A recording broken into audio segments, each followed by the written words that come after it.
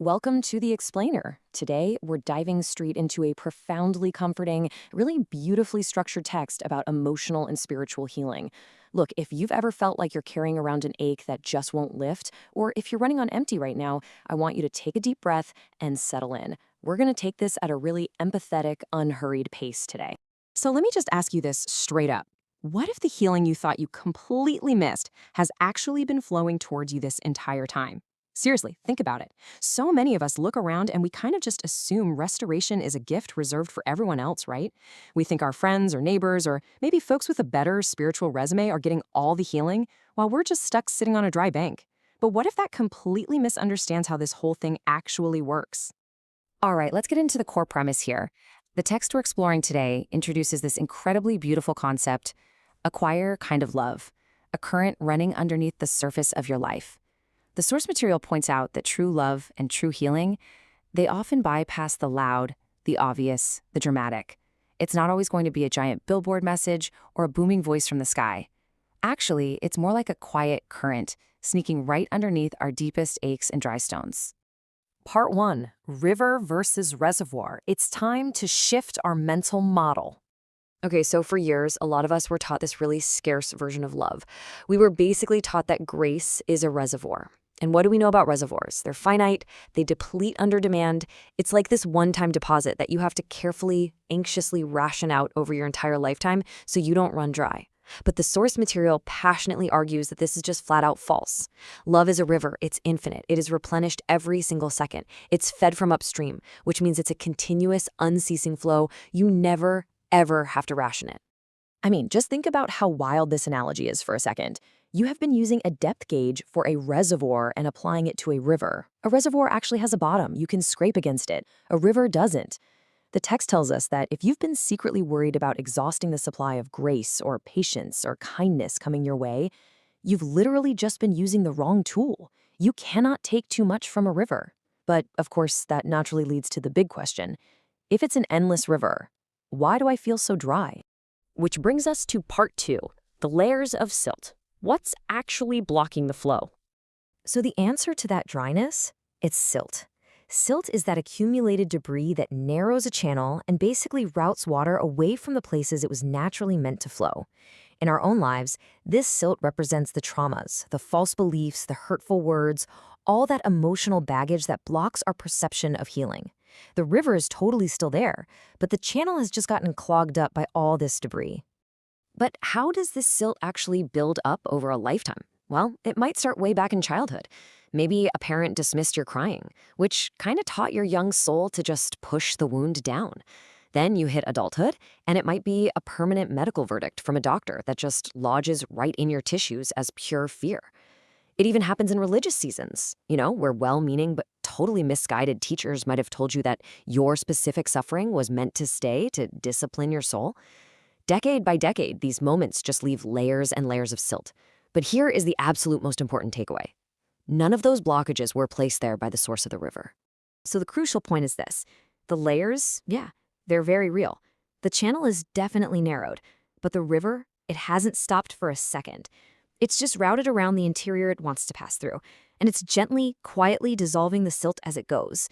The water is so patient. It is quietly wearing down those blockages without you having to force it or strive for it at all. Now, to really deepen this idea, the source text anchors itself in a very specific historical message. Part 3, Decoding Isaiah 43:19, a message in exile. Let's systematically break down this scripture because it's fascinating. The verse says, "Behold, I am doing a new thing. Now it springs forth." First up, behold. That doesn't mean remember the past. It means, hey, turn your attention and look at what is literally in front of you right now. Second, I am doing. Notice that? It isn't past tense. It isn't future tense. It is present, continuous, active action. The water is here in this exact hour. And finally, springs forth. A spring doesn't arrive with a parade or a trumpet. It arrives quietly from underground, totally without warning, just softening the dirt right beneath your sandals.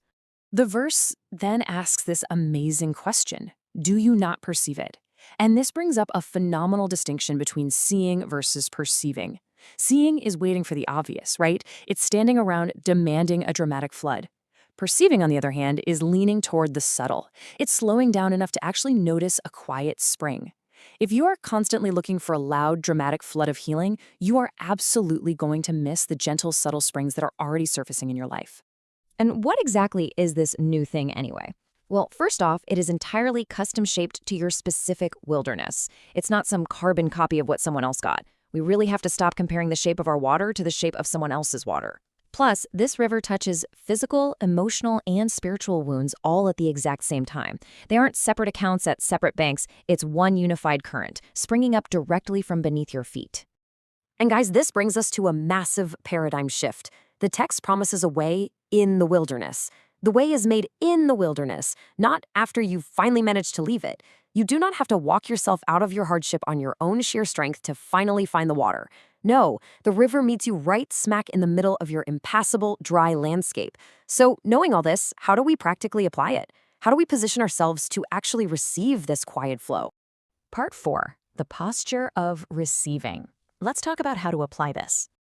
I actually want you to literally try this right now. Seriously, step 1, just open both hands in your lap, palms facing up. Just that. No grip, no demands. Stop clenching around your painful spots or your diagnoses. Step 2, notice the weight shift in your shoulders.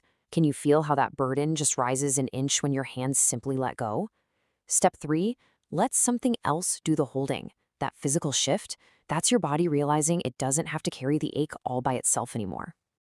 The source material gives us this fantastic directional tool for our daily lives. When that old verdict rises up in you, that lie that says you are somehow unhealable, ask yourself this one question. Have I been studying the wilderness or hunting for the spring? Because an eye trained on dryness only sees what is already dried up. But if you turn your gaze even a quarter of an inch toward the source, you begin to perceive the movement of the water. And there's this totally fascinating physiological element to trust here too. Step 1, make your exhale longer than your inhale. Your nervous system has likely been operating on crammed, anxious inhales for years, just assuming the supply of grace might run dry. Step 2, stop bracing and gripping your muscles. A drawn-out exhale actually sends a signal to your body that the supply is not under threat. Step 3, notice the small, unmerited mercies across your week. That tiny moment of calm, that random text from a friend, refuse to call them coincidences. That's the river reaching you. I absolutely love this quote from the text. A stretched-out exhale is the briefest trust prayer your body can speak. Isn't that incredible? The body is often the slower student compared to the soul. It takes real time for the nervous system to unlearn decades of bracing for impact. But as you practice that long exhale, you're literally praying with your body, affirming that the channel is open and the silt is dissolving on its own quiet, perfect schedule. As we start to wrap up this explainer, I really want you to anchor yourself with this incredibly powerful promise. The river has been moving toward you the whole time. Seriously, tuck that sentence right into your pocket. Mouth it at a stoplight if you have to. When you feel like you are beyond fixing, remember that a source does not check if the thirsty have permission to drink. The water has been seeking you longer than you have even known. Which leaves us with one final provocative question. Will you step from the dry bank into the water today? You don't have to strive for it, you don't have to desperately pump the water, and you definitely don't have to dig the channel yourself. You literally just have to stand in it and let that patient, quiet water do its work. So keep hunting for the spring, keep taking those long exhales, and trust the current. Thanks so much for joining me for this explainer today, and I really hope this brings a profound quietness to your week.